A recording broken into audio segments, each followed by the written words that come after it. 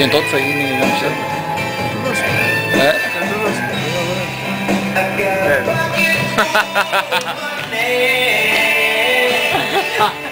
Το στήμισε ρε μάνα.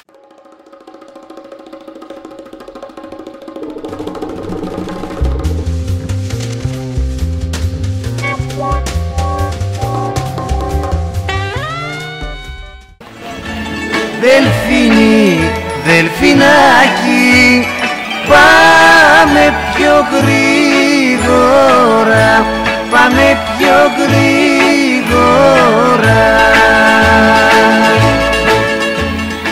Τι έχεις να πεις? Τελείωσε τη φωτιά.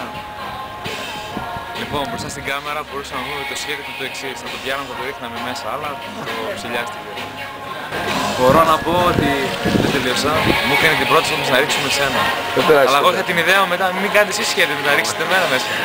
Ο καθένας φυλάγεται. Μπορώ να ρίξουμε και το μπλουζάκι του για να ζωρθεί το...